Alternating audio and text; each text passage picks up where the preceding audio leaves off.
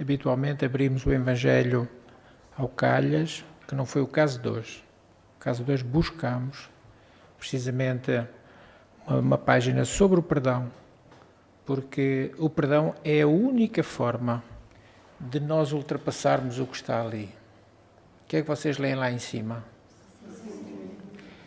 Procurei muito uma imagem que representasse o ressentimento.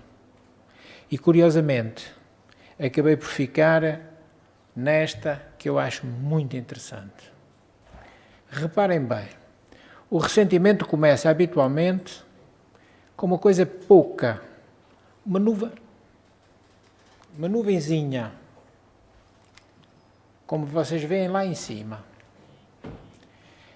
E depois o que é que acontece? Agasalhamos o ressentimento, ele fica e aumenta. E aumenta mais. Aumenta mais. E de repente, aquilo que era uma nuvenzinha vira uma tempestade. E quem é que é prejudicado pela tempestade? De quem temos ressentimento ou quem ressente? Reparem que é ele que leva com o raio na cabeça. Então, é precisamente hoje o que nós iremos ver a questão do ressentimento. Vamos adiante, refletindo juntos, interrompam se vos surgir alguma dúvida.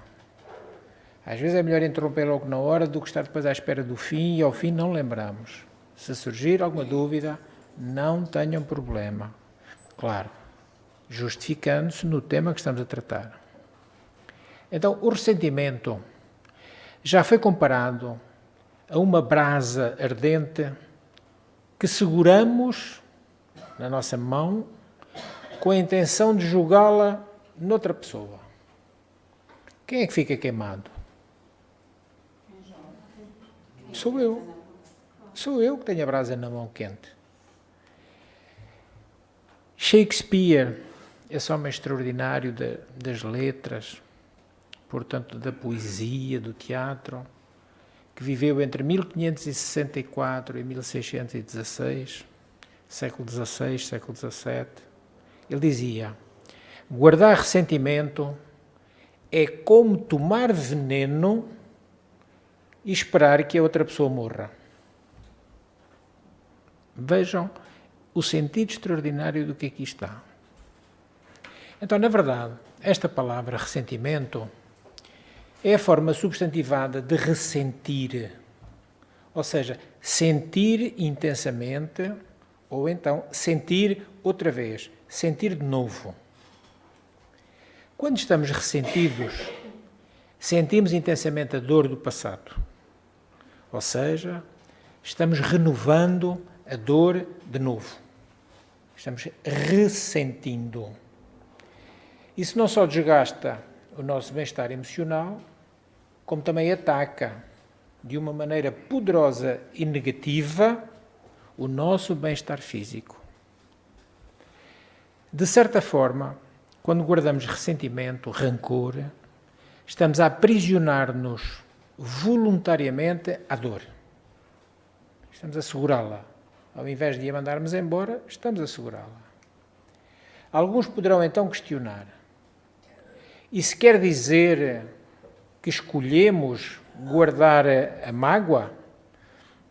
Eu pedi a licença à senhora para se conter. Nós sabemos que há efeitos físicos que nós não podemos evitar, mas fazemos-lo mais moderadamente.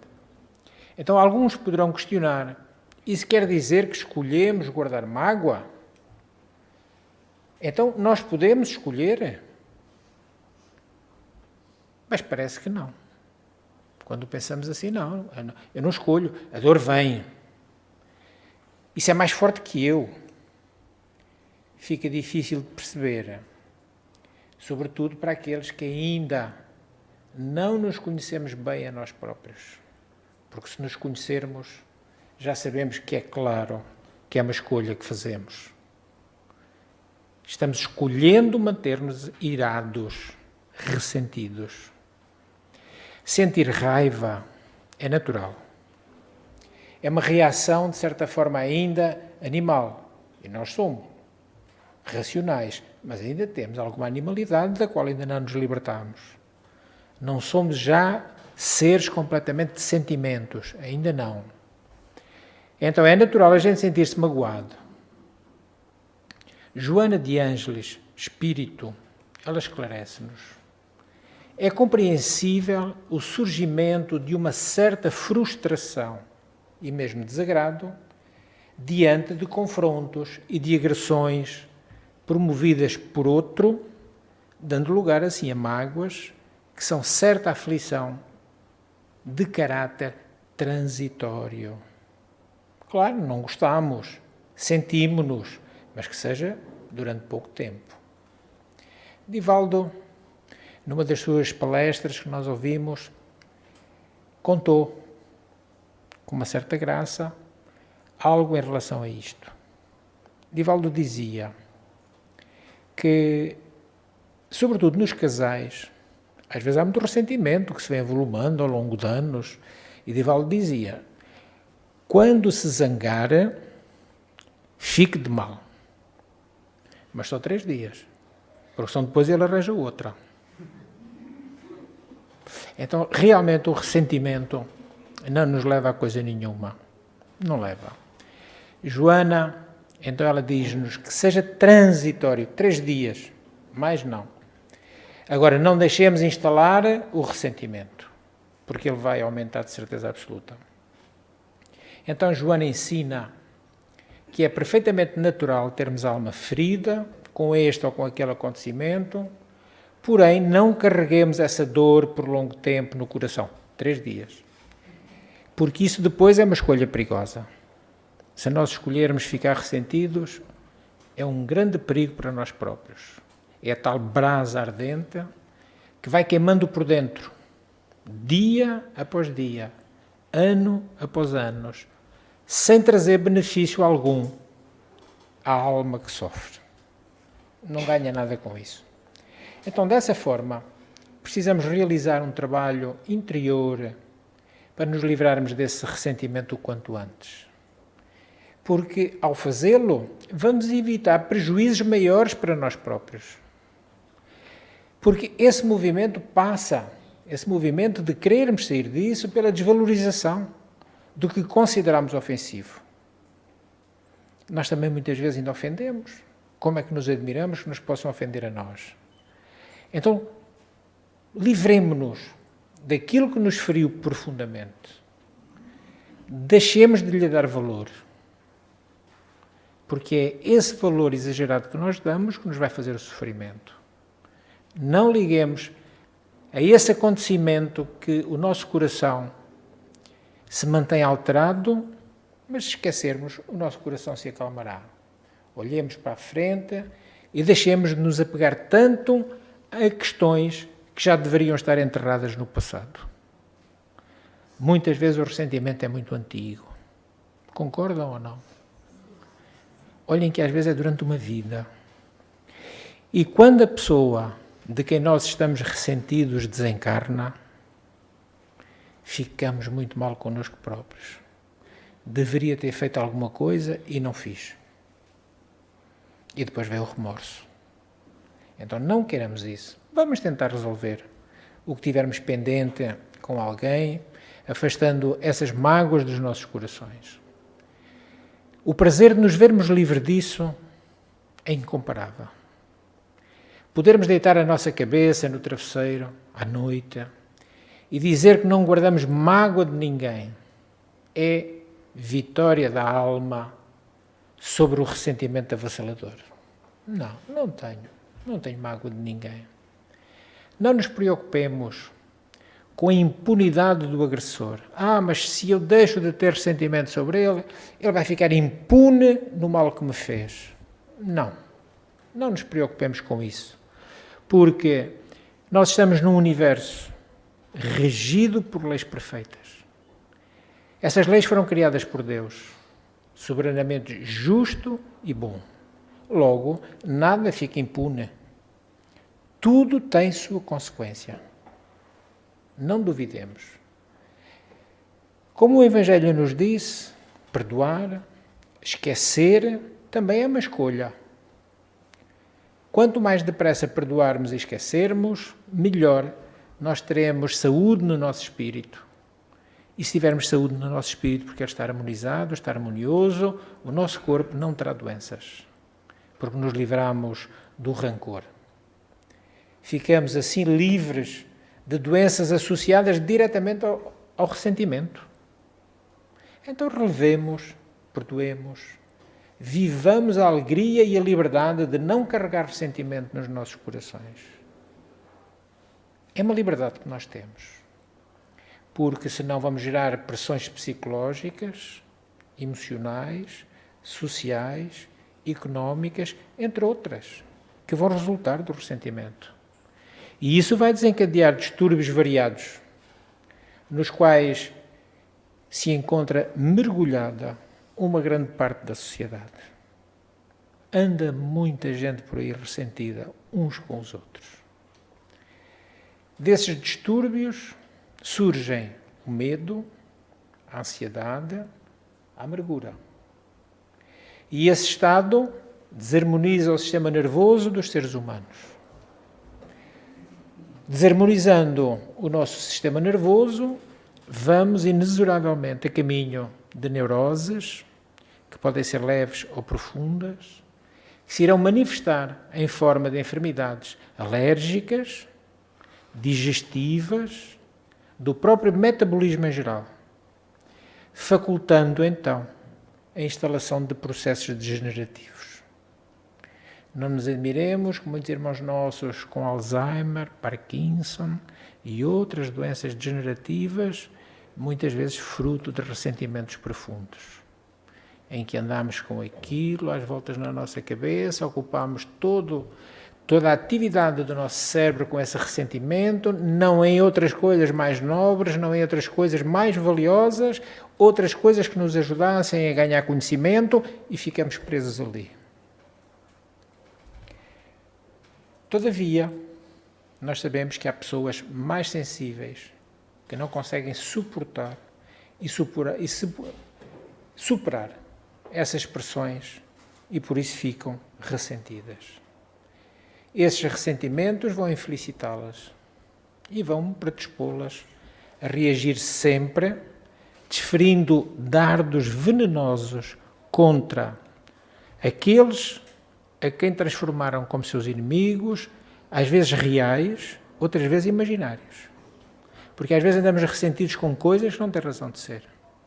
Não conversamos, não dialogamos, não nos esclarecemos e o ressentimento se mantém quando ele, de um instante para o outro, por um diálogo fraterno, se calhar se ultrapassava e se veria até que nem estávamos nós com a razão. Algumas pessoas então intoxicam-se de mágoas e isolam-se. Outras, inconscientemente, tornam-se vítimas de insucessos afetivos, financeiros e sociais. Quem é que quer muito tempo a companhia de um ressentido, que só fala naquilo, só vê aquilo? Torna-se uma companhia quase indesejada. E assim, muitos relacionamentos se perdem fruto disso. Outros fracassam na sua própria autoestima, desvalorizando-se e fazendo um jogo de autodestruição. Se ele me fez isso, se ele disse isso, é porque eu não presto, não vale nada. Ele não tinha o direito de o fazer, fico ressentido, mas fico a pensar que realmente não presto. Destruímos a nossa autoestima. Dessa maneira, então, o ressentimento é responsável por muitas das tragédias do cotidiano.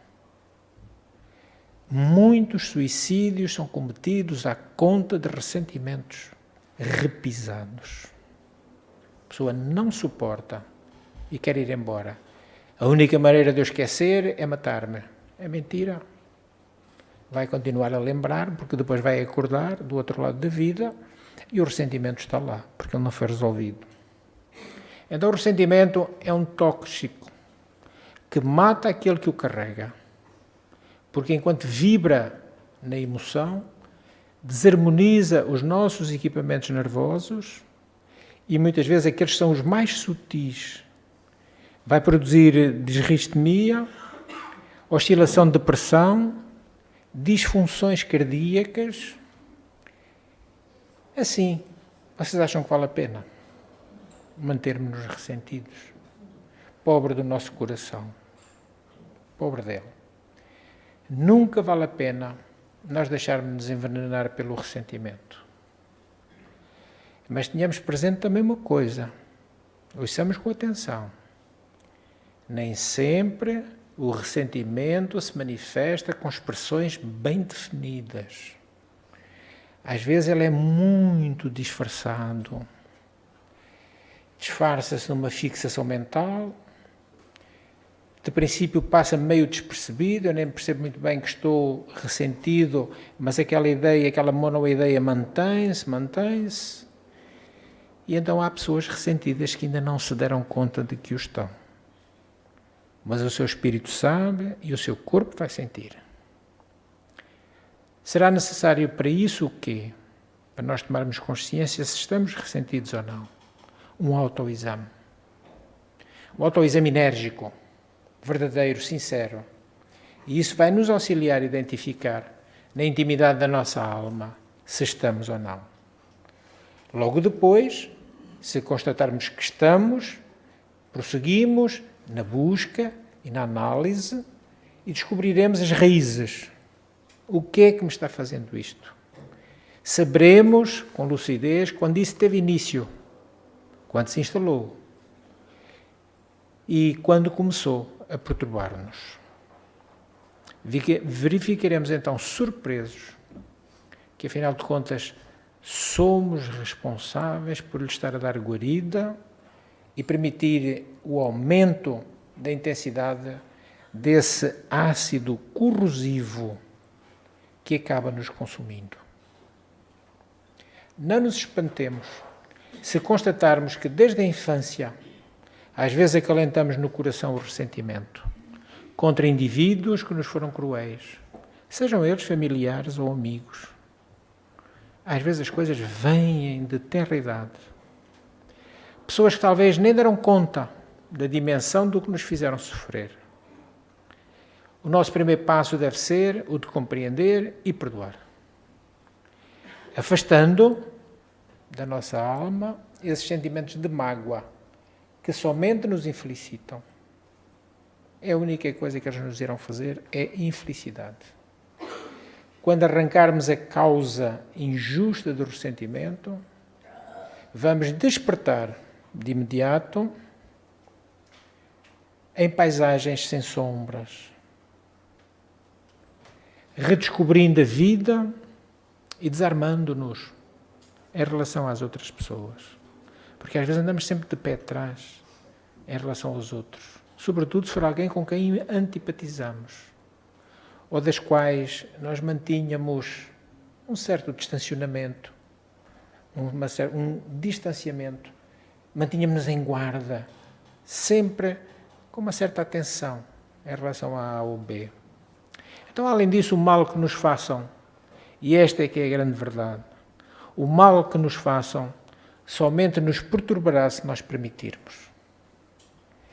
Olhem que grande verdade. Não nos faz mal quem quer. Faz-nos mal quem nós deixamos. Se nós permitirmos, o mal atinge-nos. Se nós permitirmos. Em caso contrário, não permitimos, não aceitamos, o mal volta para onde? Onde é que vocês acham que vai o mal? Vai para a origem, vai para quem o emitiu. Eu não o quero, volta para trás. É o bumerangue. Vem e vai. Então vivamos sem mágoa. Depuremo-nos. Ressentimento, nunca. Ellen Janozik, num livro extraordinário que são os Conselhos Cristãos, diz que o ressentimento é um dos principais causadores das doenças emocionais. Fazendo uma relação entre o emocional e o físico, ela conclui: seríamos muito mais sadios se substituíssemos o ressentimento pelo perdão. Proposta do Evangelho tal qual. Os neuróticos anónimos, eu não sabia que existiam, mas existem.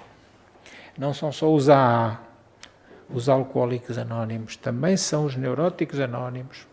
Argumentam que o ressentimento, de modo geral, lhes tira a alegria de viver e torna-os pessoas mesquinhas, amargas, boateiras, cheias de dores, desagradáveis, não confiáveis e, pior do que tudo isto, bloqueados para amar.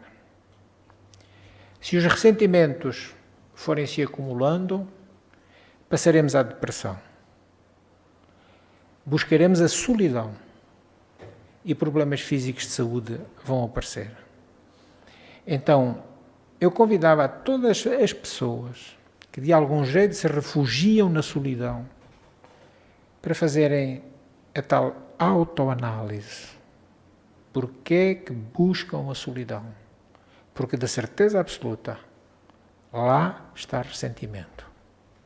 Busquem e, se tiverem coragem, depois confessem. No livro também, A Doença como Caminho,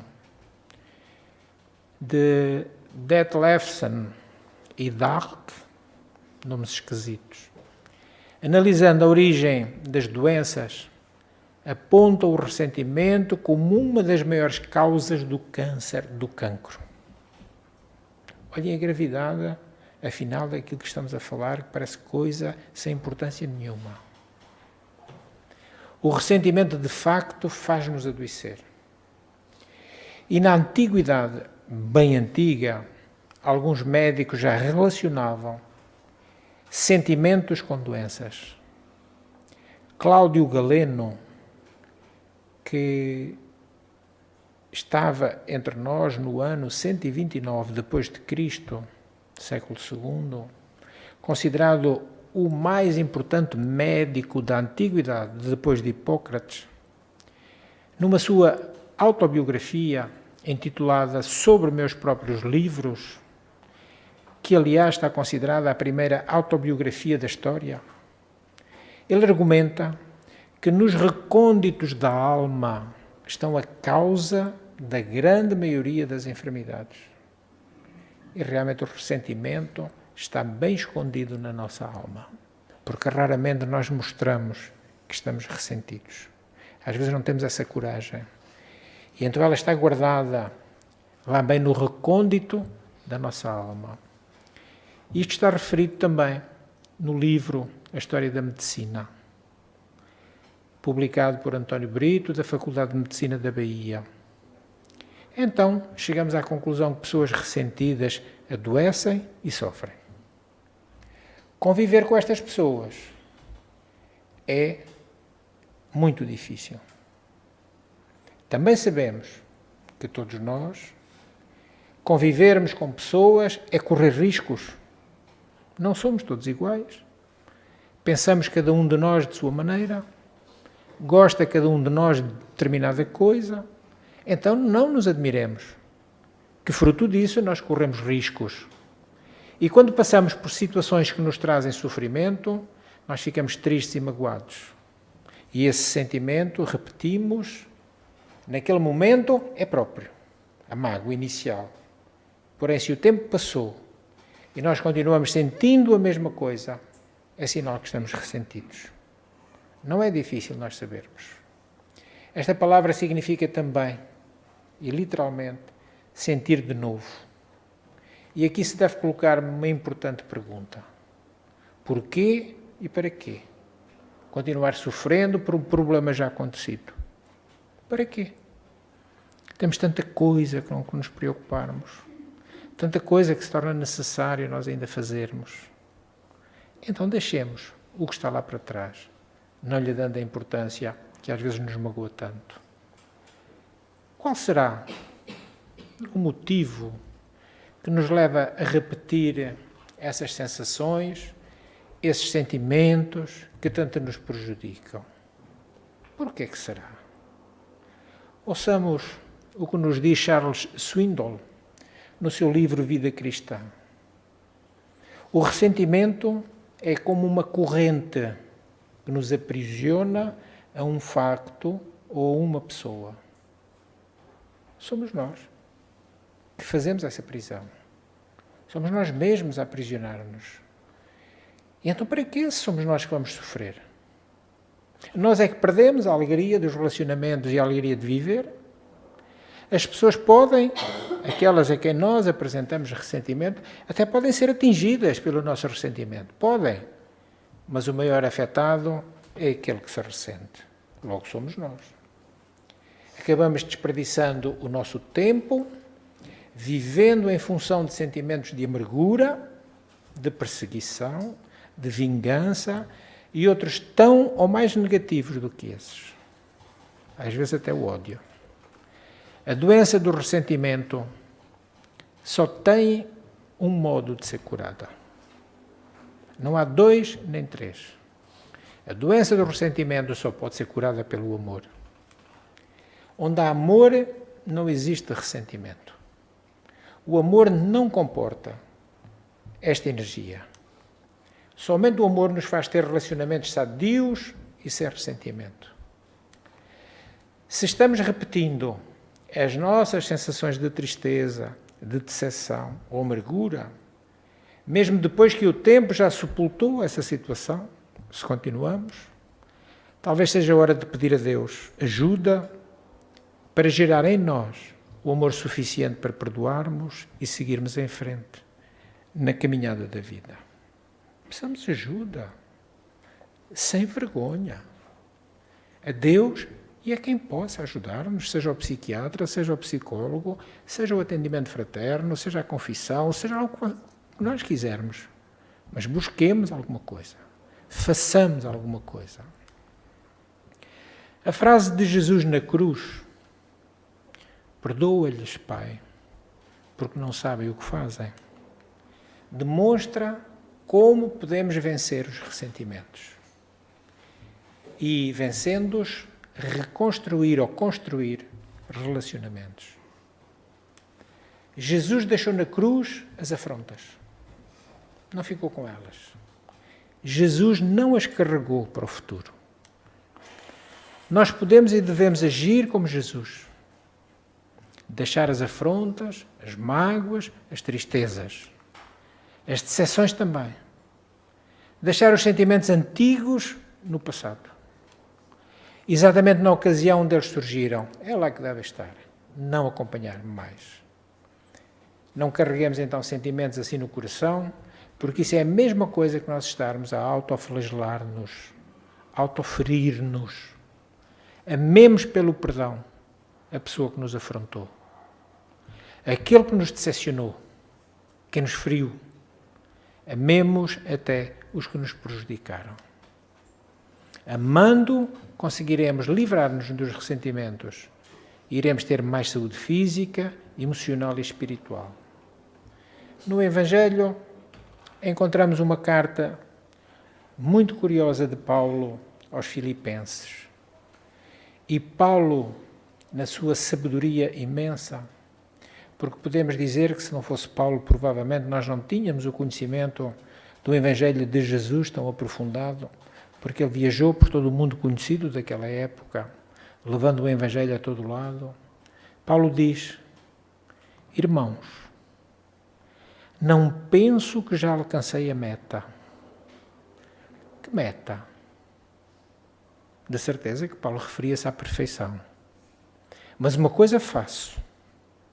Ele ainda não é perfeito, mas já faz uma coisa.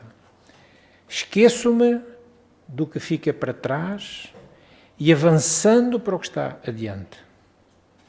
Prossigo em direção à meta, para obter o prémio da soberana vocação de Deus em Cristo Jesus. Palavras sábias de Paulo, que afinal de contas nos diz, o que está para trás deixem ficar, vamos construir o que seja novo. Vamos deixar ficar o que é mau, vamos construir o que é bom. Por outras palavras dele, deixemos o homem velho, busquemos o homem novo. Aprendamos. Porque, afinal de contas, O Evangelho, que é o repositório dos ensinos do Mestre, eles dão-nos tudo. E nós, ao fim de 2014 anos, ainda não somos capazes de seguir o que Jesus nos pediu. Será que isto quer dizer que somos brandos, somos pacíficos ou somos teimosos? Somos teimosos. É isso, meu irmão. Mas somos todos, não é só você. Fique tranquilo. Ainda somos todos. Mas estamos aprendendo, estamos caminhando. Eu costumo dizer que é, às vezes, errando que nós aprendemos. Pelo lado mais difícil, porque depois dói. Todo o nosso erro, seja ele qual for, vai doer. Mais tarde ou mais cedo. Às vezes é de imediato, outras vezes não. Surge com o tempo, mas virá a nós. Então não queremos mais isso. Não nos ressintamos, a fim de que a própria vida também não se queira ressentir connosco, porque ela estaria cheia de razão. Que Jesus nos abençoe.